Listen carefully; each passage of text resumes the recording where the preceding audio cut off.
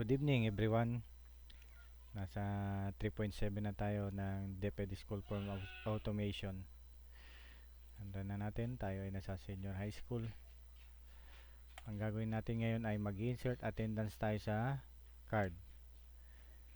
Yan, pagpunta natin dito, naman tayo sa SF2 Senior High School. Ito na lahat yung SF2. Ito, gagawa tayo ng panibagong May para makita nyo. Okay. Create tayo ng SF2. Kailangan natin ng SF2 galing sa LIS. Open. So, generate date. May. Mamaya. Generate date. Ayan, nandito na. Tapos, add formula. Ayan yung formula. Then, create. Ayan, successfully created. Okay. Punta tayo ngayon dito. May May na tayo dito. Ayan yung May. Dito sa May, ang ilalagay nyo lang dito sa baba, kailangan meron kayo ilagay dito.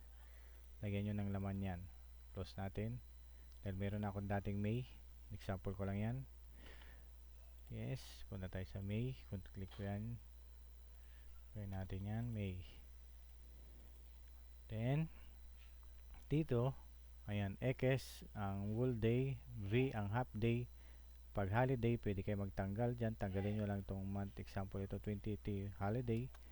Ayan, mabawasan na automatic holiday. Lagay nyo lang ng holiday. Yan, meron na sa baba. Okay na. Then, save. Close. Punta na tayo dito. Insert attendance. Example, si Bulanhigan Karina. Open. Ayan, nakita nyo si... Yan, nabuksan natin. Nalagay lang natin kung ano yung nilagay na month. Ito, 3, 21, 22, 19, 10, 21, 21, 19, 21, 21. Nalagay lang natin yan. 3, 21. Wait, tapusin ko lang ito. 22, 19, 10, 21, 21, 19, 21, 21, 10, 21, 21, 19, 21, 19, 21, 22, 21, 22, 0. Ayan na, insert. Bubuksan niya lahat ng mga SF2 nandun sa folder na SF2. Lalagay niya ngayon. Okay. Albert Mark Genesis, wala tong absent. Di pa na ano, 0.